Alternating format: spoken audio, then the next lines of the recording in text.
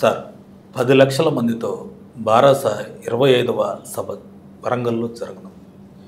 ఈ సభతో అయినా బారాస పూర్వవైభవం తీసుకువచ్చే అవకాశం ఉందా? బారాస ఆవిర్భావ సభ అవును 10 లక్షల మందితో వరంగల్ హనుమకొండ దగ్గర. అవును తప్పకుండా అండి. హనుమకొండ తెలంగాణ ఉద్యమాల అది అంటే అవన్నీ కూడా పురిటిగడ్డలు లాంటి హనుమకొండ, నల్గొండ, కరీంనగర్, ఆదిలాబాద్ ఎక్కడ చూసినా కానీ తెలంగాణ వాదం నరనరాన్న జీర్ణించుకున్న వాళ్ళందరూ కూడా ఈ ప్రాంతాల్లో ఎక్కువగానే ఉంటారు. అందులో తెలంగాణ వాదంతో పుట్టిన పార్టీ బారాస పార్టీ 25 సంవత్సరాల కాలాన్ని పూర్తి చేసుకుంది. 2014లో అది తెలంగాణని సాధించి అప్రహితంగా 9 సంవత్సరాల పాటు తెలంగాణని పరిపాలించిన కేసీఆర్ గారు ఇంకా ఉన్నారు. ఆయన ఆధ్వర్యంలోనే ఈ సభ జరుగుతుంది.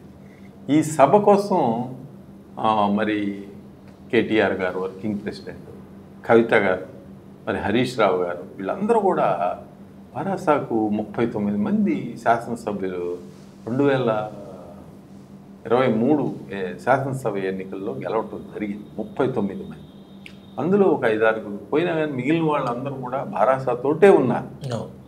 అది ఆ పట్టును ఎందుకు సాధించగలిగారు అని అంటే కాంగ్రెస్ పార్టీ అనుకున్నంతగా అంటే ఆశించిన స్థాయిలో రేవంత్ రెడ్డి గారి ప్రభుత్వం ప్రజల్లోకి వెళ్ళలేదు. రాజకీయ నాయకుడు ఎప్పుడు కూడా ప్రజల నాడికి అనుగుణంగానే రాజకీయ నాయకులు అడుగులు వేస్తూ ఉంటారు. ఇప్పుడు రేవంత్ రెడ్డి గారి ప్రభుత్వమే కనుక అప్రహితమైన మంచి పాలనని, ఆకర్షణీయమైన పాలన రేవంత్ రెడ్డి గారు అందించగలిగినట్లయితే బారాసాలో ఇప్పటికీ కనీసం ఒక 10-15 మంది ఎమ్మెల్యేలు కూడా ఉండేవాళ్ళు. ఎందుకంటే అందరూ మరి ప్రజాహితంగా పాలన జరిగితే ఇప్పుడు రేవంత్ రెడ్డి గారి పాలనలో అనేకమైన లోటుపాట్లు కళ్ళకెట్టినట్టు కనిపిస్తూ ఉన్నాయి. హైడ్రా ఉద్దేశ్యం ఏంటో ఎవరికీ తెలియదు, వాళ్ళకే తెలుసు. మూసీ రివర్ ఫ్రంట్ అది ఎవరి కోసం చేస్తున్నారో కూడా ఎవరికీ తెలియదు. ఇంకా మొదలు కూడా కాలేదు కూడా కాలం. హెచ్సియు ల్యాండ్స్ ఇది ఎందుకు పెట్టుకున్నారో కూడా అర్థం కాని పరిస్థితి. అక్కడ అసలు ఎందుకు అంత సంయమనం లేకుండా, ఆలోచన లేకుండా యథావిధిగా రాత్రిపూట యుద్ధ స్థాయిలో హెచ్సియు స్టూడెంట్స్ ఉండే ప్రాంతంలో హెచ్సియు అంటే స్టూడెంట్ ల్యాండ్స్, ఆచార్య రంగా యూనివర్సిటీ దగ్గరే ఈ ల్యాండ్స్ ఇచ్చారని చాలా గొడవలు జరిగింది. ఇప్పుడు ఇక్కడ యూనివర్సిటీ ఇదివరకు ఆచార్య రంగా యూనివర్సిటీ ఉండేది, ఇప్పుడు ప్రొఫెసర్ జయశంకర్ అగ్రికల్చరల్ యూనివర్సిటీ దగ్గర ల్యాండ్స్ ఇచ్చారు అని చెప్పి శివరాంపల్లి సర్కిల్ అదే గొడవలు జరుగుతూ ఉన్నాయి. ఎవరైనా స్టూడెంట్స్ వాళ్ళకి ప్రాంతాల్లో కొత్త కట్టడాలు కానీ, ఉన్న మొక్కలను కొట్టేయడం కానీ ఇలాంటివన్నీ కూడా వాళ్ళు ఫస్ట్ అడ్డుకునేది స్టూడెంట్స్. ఇదివరకు అట్లాగా స్టూడెంట్స్ యూనియన్స్ యాక్టివ్గా లేకపోయినా వాళ్ళ దగ్గరికి వెళ్ళి ఈయన ఆ చెట్లు నరకట కార్యక్రమం, రాత్రిపూట అరెస్టులు చేయటం ఇవన్నీ కూడా హర్షించదగ్గ పరిణామాలు కాదు. సుప్రీంకోర్టే కల్పించుకొని దాంట్లో అనేక సార్లు స్టిక్చర్స్ స్టేట్ గవర్నమెంట్కి పాస్ చేయడం జరిగింది. ఇక రేవంత్ రెడ్డి గారికి అడుగు ముందుకు కదలకుండా చేస్తూ ఉంది కేంద్ర నాయకత్వం కూడా. ఆయన మంత్రివర్గ విస్తరణ కూడా ఆయన అనుకున్న విధంగా చేయలేకపోతా ఉన్నారు. అనేకమైన ఫైనాన్షియల్ కమిట్మెంట్స్ అంటే అవసరాలు, రాజకీయ అవసరాలు అంటే సెంట్రల్లో కాంగ్రెస్ పార్టీ అధికారంలో ఉన్న రాష్ట్రాల్లో 2 మెయిన్ రాష్ట్రాలు కర్ణాటక, ఆంధ్రప్రదేశ్, తెలంగాణ కాబట్టి ఇక్కడి నుంచే వాళ్ళ అవసరాలను తీర్చుకోవాల్సిన అవసరం కేంద్ర నాయకత్వానికి ఉంది. కాబట్టి ఒత్తిడి రేవంత్ రెడ్డి గారి తీవ్రమైన ఒత్తిడి. ఇక బహునాయకత్వం అంటే ఇక్కడ ఎవరి కాళ్ళు జిల్లాల్లో కోమటిరెడ్డి బ్రదర్స్ నల్గొండలో, మరి బట్టి విక్రమార్క అట్లా ఖమ్మం జిల్లాలో, వరంగల్లో కొంతమంది అట్లా ఏ జిల్లాకు ఆ జిల్లా ఎవరిని అడుగుపెట్టనీయకుండా సత్రాప్స్ లాగా కాంగ్రెస్ నాయకులు వ్యవహరిస్తున్నారు. మరి గౌరవం కూడా లేదు. ఇప్పుడు బీసీ ముఖ్యమంత్రి ఇప్పుడు అవసరం లేదు, ఇప్పుడు ఎన్నికలు ఏం లేవు కదా. బీసీ ముఖ్యమంత్రి నినాదాన్ని ఎంచుకొని బీసీ గణన చేశారు. ఈసారి బీసీ ముఖ్యమంత్రిని పెట్టేసేస్తామని ముందే డిక్లేర్ చేస్తే రేవంత్ రెడ్డి గారికి విలువిచ్చేవాళ్ళు. ఈ నేపథ్యంలో కాంగ్రెస్ పార్టీ ఈ విధంగా అంటే వీళ్ళకి కొన్ని ఎలక్షన్స్ కూడా వచ్చింది. ఏది ఎమ్మెల్సీ ఎలక్షన్స్ వచ్చినాయి. వీళ్ళ పట్టు ప్రజల్లో ఎలా ఉంది అని తెలుసుకోవటానికి సిట్టింగ్ స్థానాన్ని కోల్పోవటం జరిగింది. కరీంనగర్ ప్రాంతంలో జగన్ రెడ్డి గారు ఎమ్మెల్సీగా ఉండేవాడు. ఆయన సిట్టింగ్ స్థానాన్ని వేరే వాళ్ళకి ఎవరికి ఇచ్చారు, ఏదో టైట్ ఫైట్గా మొత్తానికి బీజేపీ అది క్యాప్చర్ చేయకుండా. అంటే ఇంకొక స్థానాన్ని కూడా బీజేపీ మిత్రపైన కార్యకర్తతో 2 స్థానాలని గెలవటుందని. రేపు జిహెచ్ఎంసీలో మరి కాంగ్రెస్ పార్టీ ఏ విధమైన ప్రతిభ చూపిస్తుందో తెలుస్తాను. బారాసాకు వాళ్ళు లక్ష్యంగా పెట్టుకున్నది 10 లక్షల మంది. వాళ్ళకున్న శాసనసభ్యులు 39 మంది అయితే దాదాపు దానిలో ఒక 6-7 పోయినా 32 మంది శాసనసభ్యులు ఉన్నారు, ఎమ్మెల్సీలు ఉన్నారు. మరి ఎంపీలు అంటే రాజ్యసభ సభ్యులు 1-2 రాజ్యసభ సభ్యులు కూడా ఉన్నారు.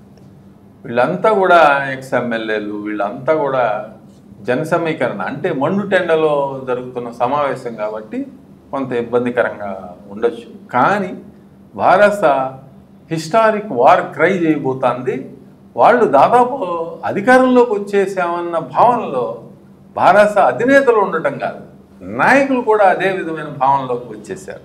చాలామంది నాయకులు ఈసారి కొడతాం, కళ్ళు 2 సంవత్సరాలు కళ్ళు మూసుకుంటే అట్లా అయిపోతుంది అనే భావనలో భారత ద్వితీయ శ్రేణి నాయకత్వం ఉండడం. ద్వితీయ శ్రేణి నాయకత్వం కూడా వారి వారి జిల్లాల్లో బలంగా పోరాడుతున్నారు. మీరు చూడండి, ఇప్పుడు మరి నల్గొండ కానివ్వండి, ఖమ్మం కానివ్వండి, మరి మహబూబ్ నగర్ కానివ్వండి, ఎక్కడ చూసినా కానీ ద్వితీయ శ్రేణి నాయకత్వం, నిజామాబాద్ కానివ్వండి, ద్వితీయ శ్రేణి నాయకత్వం కరీంనగర్, అన్ని ప్రాంతాల్లోనూ యాక్టివ్గా ఉన్నారు, చాలా యాక్టివ్గా ఉన్నారు. ఇక వాళ్ళ వర్కింగ్ ప్రెసిడెంట్ అయితే సూపర్ యాక్టివ్గా ఉన్నారు. ఆయన ఒక్కడే అన్నీ తానే నడిపిస్తూ ఉన్నాడు. అది కూడా ఆయనకి అర్థం చేసుకున్నది ఏంటంటే గత అనుభవం దృష్ట్యా మరి డైరెక్ట్ కానీ ఇండైరెక్ట్గా కానీ చంద్రబాబు నాయుడు, నారా లోకేష్, తెలుగుదేశం పార్టీ వీళ్ళని టచ్ చేయకుండా ఒక విధమైన గుడ్ లుక్స్లో ఉంచుకోవాలి అనే భావనలోకి వచ్చినట్టు వాళ్ళ కవిత గారి మాటలను బట్టి మరి కేటీఆర్ గారు, ఇది వాళ్ళకి ఒక శుభ పరిణామం. ఇది ఖచ్చితంగా వాళ్ళకి ఒక శుభ పరిణామం. ఎందుకనంటే ఫిల్మ్ ఇండస్ట్రీ పట్ల రేవంత్ రెడ్డి గారు చూపుతున్న విధానం కానివ్వండి, హైదరాబాద్ రియల్ ఎస్టేట్లో వస్తున్న ఇబ్బందులు కానివ్వండి, ఇవన్నీ చూస్తూ ఉంటే రేవంత్ రెడ్డి గారి ప్రభుత్వం వలన మరి సీమాంధ్ర నుంచి వచ్చి ఇక్కడ సెటిల్ అయిన వాళ్ళకి ఒరిగింది ఏమీ లేదు అనే సంకేతాలు ఇండైరెక్ట్గా కేటీఆర్ గారు ఇస్తున్నారు. ఆ ఫీల్ మేమే బెటరు ఆయన కంటే అనే ఫీల్ని ముందుకు తీసుకెళ్తున్నాడు. వాళ్ళ అధినేతతో కూడా సత్సాంప్రదాయాలు ఉంటున్నట్టుగా మాటలు ఉండటం అది విశేషం. దాంతో ఏమవుతుందంటే ఆ మొగ్గు ప్రజాదరణ లేని వ్యక్తి కంటే ఎలాగో రేవంత్ రెడ్డి గారికి నెక్స్ట్ సీఎం ఇవ్వట్లేదు కదా, అయితే ఎందుకు వీళ్ళనే చూజ్ చేసుకుందాము, వీళ్ళు తెలుసు కదా వీళ్ళు బాగానే చేస్తారు అనే భావనలోకి వాళ్ళు కూడా వెళ్ళినట్టయితే ఇది కాంగ్రెస్కి మరింత పెద్ద దెబ్బ కాబోతాం. అయితే స్థానిక సంస్థల మరి ఎన్నికలు అదిగో ఇదిగో అని రానే వస్తూ ఉన్నాయి. ఆ స్థానిక సంస్థల ఎన్నికల్లో బారాస తప్పకుండా సత్తా చూపించే అవకాశం అలాగనే ఉంది. ఇప్పుడు ఏ విధమైన ఎన్నికల్లో బారాస పార్టిసిపేట్ చేయకపోయినా బారాస ఉనికిని కాపాడటంలో కేటీఆర్ ముందుండి యుద్ధం చేసి నడిపించాడు అనే చెప్పాలి. అది సోషల్ మీడియా వారు కానీ, ప్రత్యక్ష పోరాటాలు కానీ, ప్రతి విషయంలోనూ ఆయన ముందుండి నడిపి కాంగ్రెస్ పార్టీకి డి అంటే డి అని మరి పోరాడి ఆయన ముందు ఉండి నడిపించాడనే చెప్పాలి. ఈ సంవత్సరంన్నర కాలంలో కేసీఆర్ గారు ప్రత్యక్షంగా రాజకీయాల్లో, రోజువారీ రాజకీయాల్లోకి వచ్చి మాట్లాడి పోరాటాలు చేసింది ఏం లేదు. అయితే ఈ వరంగల్ సభలో 25 సంవత్సరాలు తెలంగాణ రాష్ట్రంగా అనుభవించి బారాసాగా పేరు మార్చుకున్న మరి తెలంగాణ రాజకీయ పార్టీ తప్పకుండా తన ఉనికిని కాపాడుకుంది అనే చెప్పాలి. ఉనికిని కాపాడుకోవటం అంటే ఎమ్మెల్యేలని కాపాడుకోవటమే దాన్ని ఉనికిని కాపాడుకున్నట్టు. వీళ్ళకి కాంగ్రెస్ పార్టీ కంటే ఎక్కువ డిఫరెన్స్ ఏం లేదండి. 2014లో ఆంధ్రప్రదేశ్లో మరి తెలుగుదేశంకు వచ్చిన స్థానాల కంటే 2% జగన్మోహన్ రెడ్డి గారికి తక్కువ వచ్చినాయి. అందుకని ఆయన ధైర్యంగా పోరాడగలిగాడు, మళ్ళీ సాధించాడు కూడా. 2019లో మరి తెలుగుదేశాన్ని మట్టి కనిపించాడు. అలాగే ఇప్పుడు వీళ్ళకు ఉన్న డిఫరెన్స్ కూడా 2%. మరి ప్రజా వ్యతిరేకత ఏమో రేవంత్ రెడ్డి గారు ఆయన కష్టపడి ఏదో చేస్తున్నా మరి కాలం కలిసి రావటం లేదు. ఆ ప్రజా వ్యతిరేకత వస్తున్న మాట అయితే యథార్థమే. కాబట్టి ఇప్పుడు ఉన్న వాస్తవికమైన పరిస్థితితో ఆలోచిస్తే భారాస పార్టీ రాబోయే రోజుల్లో తప్పకుండా మంచి ఫలితాలని స్థానిక సంస్థల ఎన్నికలు అంటే మండల పరిషత్ ఎన్నికలు కానివ్వండి, మున్సిపల్ ఎన్నికలు కానీ మంచి ఫలితాలని సాధించి కొన్ని జిల్లా పరిషత్తులను కూడా సాధించుకునే అవకాశం స్పష్టంగా కనిపిస్తూ ఉంది. ఇక బీజేపీ ఇప్పుడు మీకు ఇక్కడ హ్యాండ్ ఇన్ గ్లోవ్ 2 పార్టీలు స్పష్టంగా కనిపిస్తూ ఉన్నాయి. అసెంబ్లీ ఎన్నికలు బీజేపీ, కాంగ్రెస్, భారాస ముక్కోణ పోటీ. భాజపాకు తక్కువ శాతం ఓట్లు వచ్చినాయి, భారాసాకు ఎక్కువ శాతం ఓట్లు వచ్చినాయి. మరి పార్లమెంట్ ఎన్నికలకు వచ్చేసరికి భాజపాకు అనూహ్యంగా 35% ఓట్లు పెరిగి అది హ్యాండ్ ఇన్ గ్లోవ్. మరి భారాస ఇండైరెక్ట్గా కాంగ్రెస్ని దెబ్బకొట్టాలి అని ఒక సంకల్పంతో అంటే కొట్టాలి అని అంటే వాళ్ళు కొడుతున్నారు. ఇటీవల జరిగిన ఎమ్మెల్సీ ఎన్నికల్లో కూడా వాళ్ళు పోటీ పెట్టకుండా బీజేపీని, ఇది బీజేపీ మద్దతు కాదండి, మొత్తం అంతా కూడా బీజేపీ బలం కాదు. మొన్న 2 సీట్లు గెలిచింది, అది భారాస బలం కూడా ఉంది. దానిలో పార్లమెంట్కి గెలిచిన స్థానాల్లో కూడా భారాస బలం ఉంది. బీజేపీ తన ఎదుగుదలకి చేసిన పోరాటాలు ఏం లేవు ఈ మధ్యకాలంలో. అసెంబ్లీ ఎన్నికల నుంచి అది నరేంద్ర మోడీ గారి చరిష్మా తప్పితే అంతకు మించి బీజేపీకి ఇక్కడ బండి సంజయ్ గారు లేరు. ఇక బీజేపీకి చరిష్మాటిక్ లీడర్ ఎవరున్నారు? ప్రస్తుతానికి ఎవరు లేరు. అదిగో ఇదిగో అంటున్నారు ఎన్నికకి. ఇప్పుడు భారాస ఒకటే ఆల్టర్నేటివ్ గా కనిపిస్తాం పల్లెల్లో. ఇప్పుడు మీరు ఎవరు తెలిసినా కానీ ఈసారి మరి గులాబీ జెండానే అంటే వినిపిస్తాం. మరి ఆ విధమైన పరిస్థితుల్లో మరి కేసీఆర్ గారు ఇంకా సమర్థతతో నడుపుతా ఉన్నారు. కాబట్టి ఒకటి జరిగే అవకాశం ఉందండి రాబోయే రోజుల్లో. త్రిముఖ పోటీ జరిగిన కాంగ్రెస్ ఓటమే లక్ష్యంగా భాజపా అండ్ భారాస 2 రాజకీయ పక్షాలు ఒక పరస్పర హిడెన్ ఎజెండాతో ముందుకు సాగుతాయి. అది ఆ 2 పార్టీలకి ఉపయోగకరంగా ఉంటుంది.